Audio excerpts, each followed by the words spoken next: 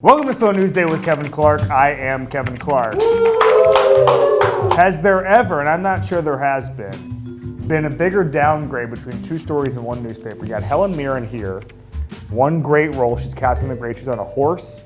She looks great. Look at that costume. Next story. Oh, boy. Oh, you literally, unironically hate to see it. Above the fold, the refs stink. Maybe it's not their fault. I don't need to pinpoint specific instances in which the referees have screwed up in the NFL, because if you've watched a game over the past 7 weeks, you've seen the referees screw up. How did we get here? Last year, New Orleans Saints against the Los Angeles Rams. New Orleans Saints probably should have won that game if not for a very controversial no call on the Rams.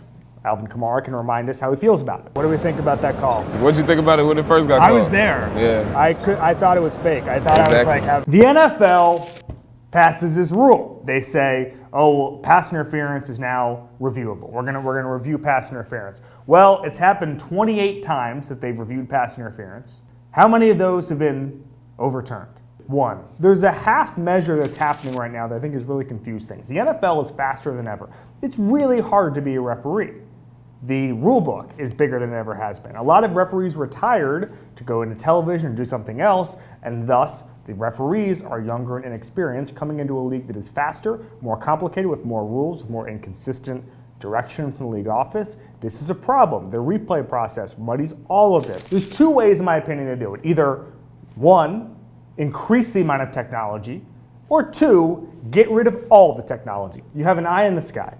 Either they're watching from a press box, or they've got the same 12-foot televisions we all do. They can see every blade of grass on HD, and they're basically guiding the officials along if they miss something. That's how you get a flawless game, is you use technology to your advantage instead of using technology to complicate and delay the game. That's one solution, which is throw technology at everything, or just throw no technology at anything.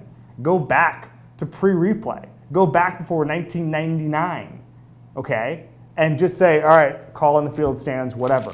Don't do these half measures. John Perry said in this Kevin Seifert piece, there are 2 people in charge of training officials for 124 on-field officials. That's not a lot. There are basically limitless ways the NFL can take this. But I can say one thing, whatever you're doing right now, don't do that. Right now, everything is broken. Everything is broken. It is the Daniel Jones of things. Other headlines, Lamar Jackson. Now, Lamar Jackson could be the above the fold because he is on the field the story so far of the 2019 season. Since he became a starter, he's won 11 games with the Ravens. No NFL player has won more games in that time frame. That Russell Wilson has won as many, and Russell Wilson just lost to Lamar Jackson in Seattle on Sunday. I think that what's important here is learning that NFL conventional wisdom is always toppled. The NFL slid Lamar Jackson to the end of the first round because conventional wisdom dictated it would be hard to find a way to use him. Well, the Baltimore Ravens figured it out. Lamar Jackson's biggest win, from my perspective, from the league perspective, is the next time there's a special player who defies conventional wisdom in the NFL, he might be treated better than Lamar Jackson was. The runner-up in my name contest was Paul. Oh. And I'm not a Paul. You're not a Paul. You're like you could be a Trent. Now that's just offensive. What do you mean? A Trent. Jason Concepcion, ringer, employee, Thank you. host of NBA Desktop. Thank you. Football. This is a football show. If you could pass one rule in football, what would it be? Only one ref on the field. Like Oh, soccer. like soccer. Yeah, Like yeah, soccer. yeah. And absolutely put your trust. No more replay. Yeah. One ref. Yeah. And they call the entire game. If something's going too fast, he just goes, hey, slow down. Slow down. Stop. down. Stop. Stop. Stop. Stop. Slow Stop. down. Stop Everybody it. stop. Oh, Everybody whoa, stop. whoa, whoa, whoa. Everybody stop. What just happened? Right. Did you hold him like he becomes like a kind of a Sherlock Holmes type? Exactly. Yeah. And then it's like You a just lot let of him loose. It's a lot of Columbo. He takes out like a tape measure and he actually measures the yardage. Yeah. Like with a full The spot. That's how he gets the spot. Can you hold this? Yeah. Can you hold the end of that? Okay, I'm gonna just walk out. It looks like a first to me. Let me tell you something. let's say he was on the field, Sure. our Sherlock or Yeah. our Columbo. He's on the field for the end of the Titans-Chargers game. The investigation takes 6 months. 6 months. But I'll be damned if we don't get to the bottom of it. That's the thing. But there'll always be a bit where it's like, it seems like it's not going to get solved, and then It's he'll like be the- it's like the and then he'll Mueller turn report. around and go, one more question about that. If you didn't hold him, why are all these pictures out here on the internet with you absolutely gripping the guy? It could also be like the Mueller report where it's like, the ref asked to talk to Hunter Henry. Like, you know what that means. And then it's like, we think Jarrell Casey flipped. Like, I really do think there's a lot of possibilities here.